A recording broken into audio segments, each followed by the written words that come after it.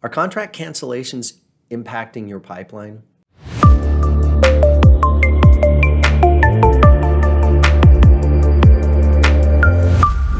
Contract cancellations have increased significantly the past 2 months and are currently around 15%. And this is the highest level since the start of the pandemic in 2020. Cancellations impact your entire business. They increase your risk, your financial carrying costs, and impact your cash flow. So what is your strategy to counter contract cancellations? This is a problem I see throughout the building industry, and I'm not seeing a lot of strategy around how to save. So first, let's look at the two main reasons buyers cancel. Number one, they no longer desire a home, or two, they can't afford the home.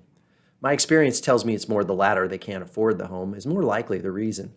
The main reason many buyers cancel a contract is simply they didn't have their financing secured or their rate locked, and the monthly payment has jumped significantly with mortgage rates the last 6 months.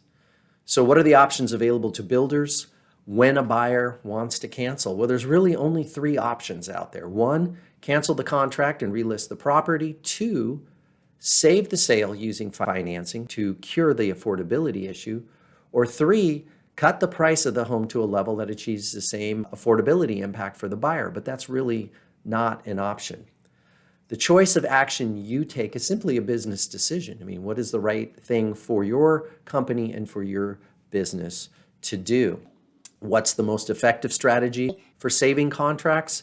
It's simply using financing to cure the affordability issue that the buyer is having. So what's the plan here?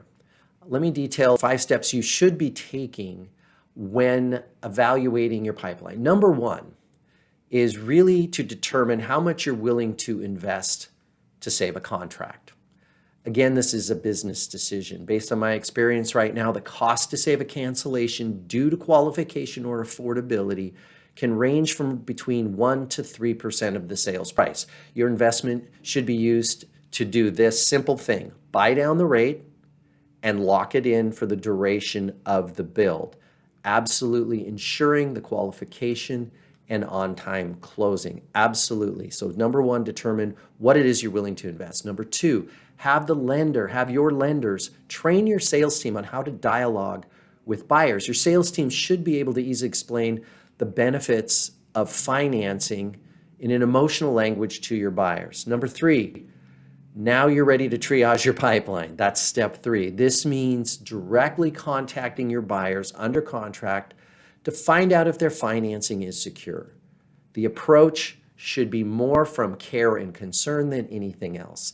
They want your home, and they will appreciate this check-in that you make. And from there, you'll be able to determine needs. Step four, now you're ready to engage buyer. If a buyer says, I don't qualify or I can't afford the home anymore, your sales team needs to be able to respond to the question and engage the buyer. Your lender should be teaching your sales teams how to respond so they can offer a save.